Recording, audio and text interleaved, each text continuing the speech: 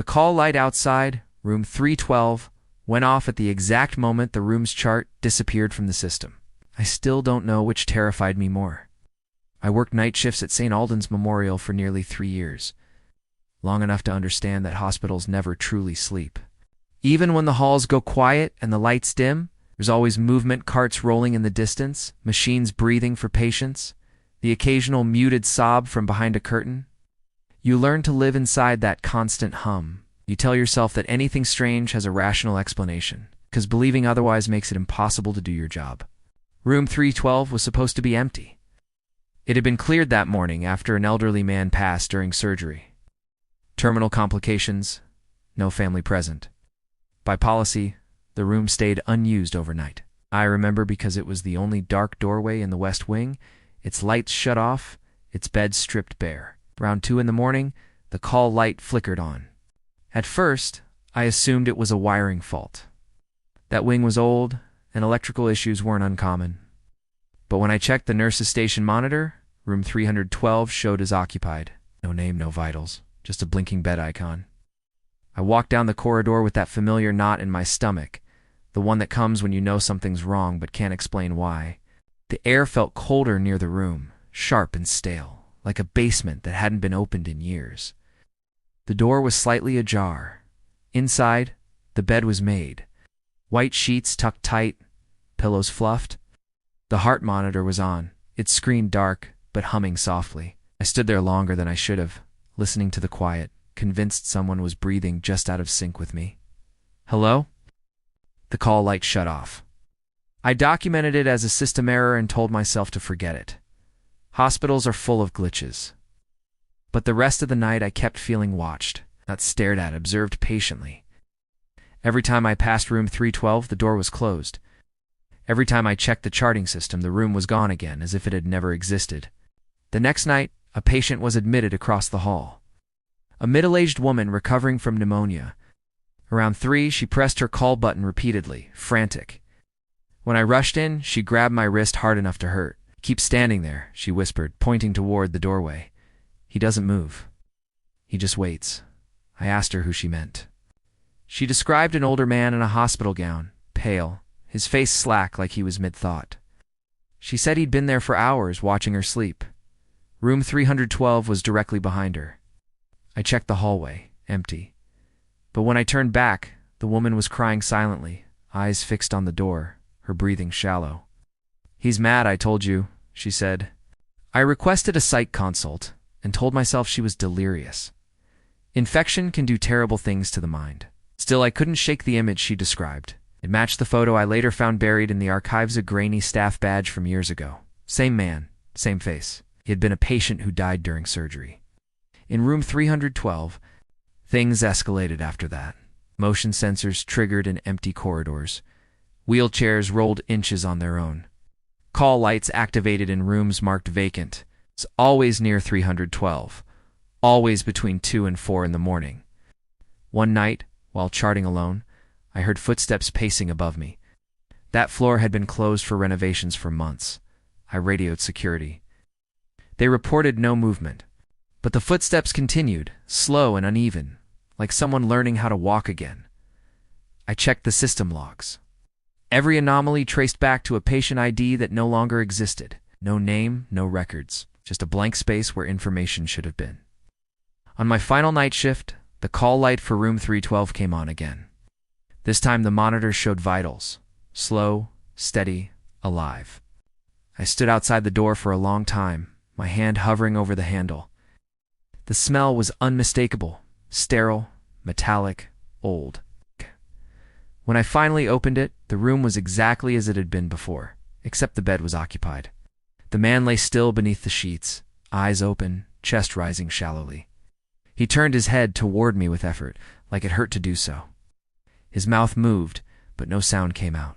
The heart monitor flatlined. Every machine in the room shut off at once. The lights went dark. In the silence, I heard a whisper right beside my ear, cold and strained. "Don't send me back." The lights came on. The bed was empty. The room stripped bare again. I quit 2 weeks later. St. Alden's closed the West Wing shortly after, citing structural issues. But I still get calls sometimes from former coworkers.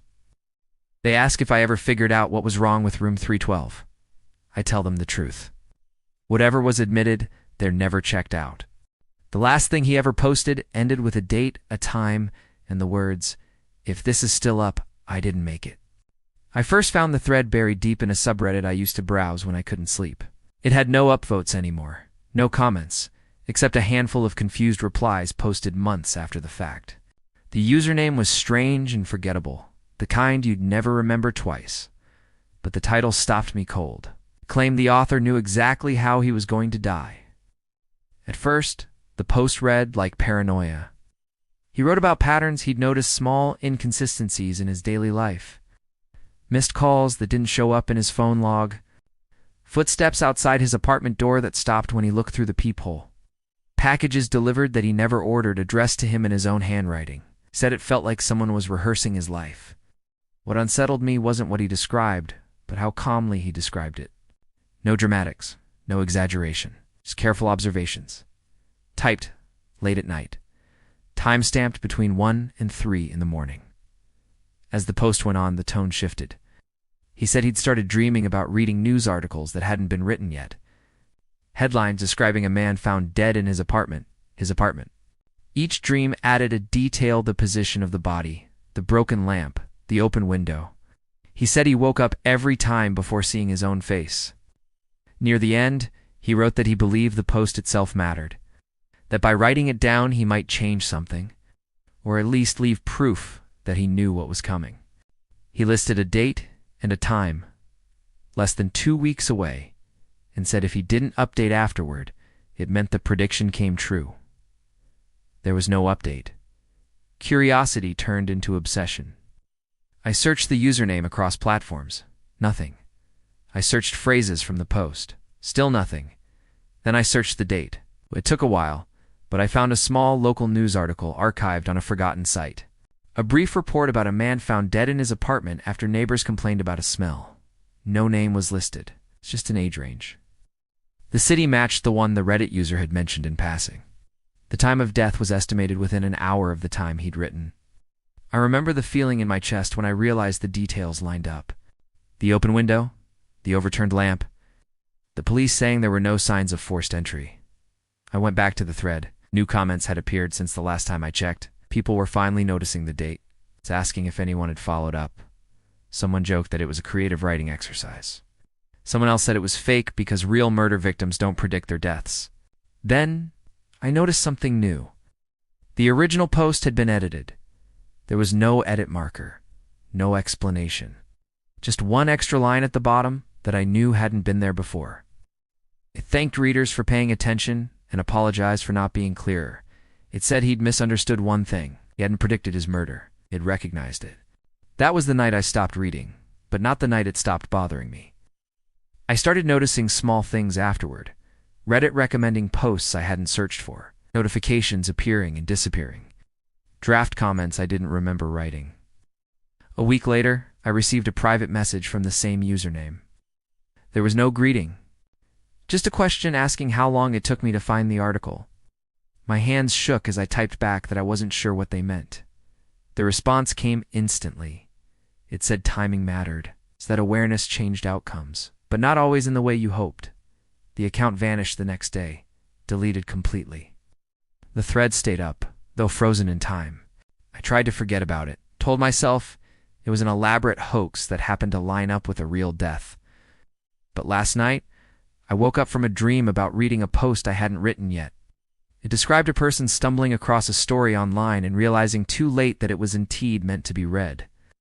When I checked my browser history this morning, the page was already open. And at the bottom of the screen, there was a blinking cursor, waiting for me to finish a sentence I don't remember starting. What's the creepiest thing you've ever experienced? Let me know in the comments below.